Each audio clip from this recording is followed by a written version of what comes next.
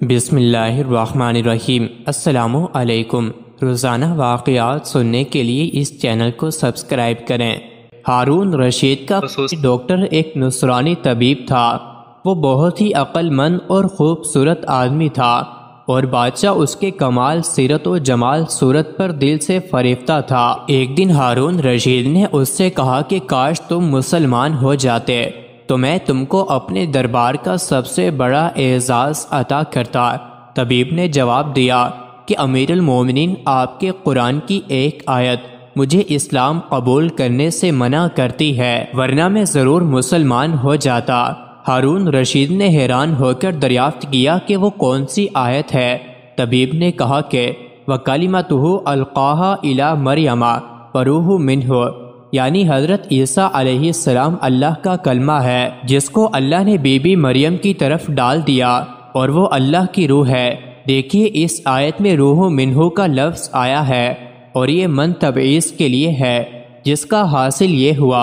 کہ حضرت عیسیٰ علیہ السلام خدا کا جز اور اس کا ایک ٹکڑا ہے۔ طبیب کی یہ تقریر سن کر ہارون الرشید کو بڑا رنج و صدمہ ہوا اور اس نے اپنے دربار کے تمام علماء کو طلب کیا تاکہ طبیب کے اس شبہ کا ازالہ کرے، مگر درباری علماء اس شبہ کا جواب دینے سے قاصر رہے اور ہارون رشید رنج و قل سے بے قرار ہو گیا۔ اتنے میں پتہ چلا کہ مفسر علی بن الحسین مروزی حج سے واپس ہوتے ہوئے بغداد میں ٹھہرے ہوئے ہیں۔ ہارون رشید نے فوراً ہی انہیں بھی دربار میں بلایا اور وہ بھی ناگہاں یہ سوال سن کر چکرا گئے اور فوراً جواب نہ دے سکے، مگر انہوں نے فرمایا کہ اے امیر المومنین، اللہ تعالیٰ خوب جانتا ہے کہ یہ خبیث نصرانی آپ کے دربار میں مجھ سے یہ سوال کرے گا، لہٰذا میرا ایمان ہے کہ ضرور اس نے اپنی مقدس کتاب میں اس شبہ کا جواب دیا ہوگا جو اس وقت میرے خیال میں نہیں آ رہا ہے، مگر میں انشاءاللہ تعالیٰ جب تک اس کا جواب قرآن ہی سے نہ دوں گا، خدا کی قسم میرے لیے کچھ کھانا پینا حرام ہے۔ یہ کہہ کر وہ ایک اندھیری کوٹھڑی میں داخل ہو گئے اور دروازہ بند کر کے قرآن مجید کی تلاوت کرنے لگے، یہاں تک کہ سورہ جاثیہ کی آیت سخر لکم ما فی السماوات وما فی الارض جمیعا منہ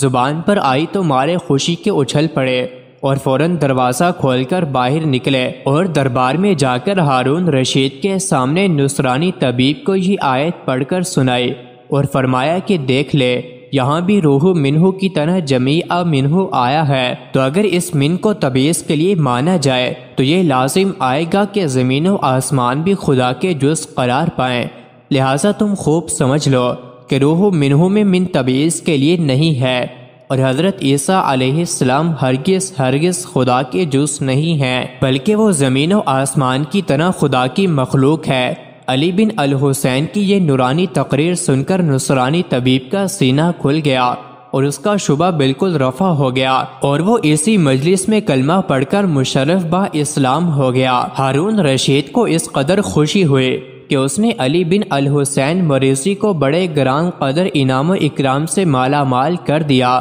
مزید ایسی ہی ویڈیوز کے لیے چینل کو ضرور سبسکرائب کریں۔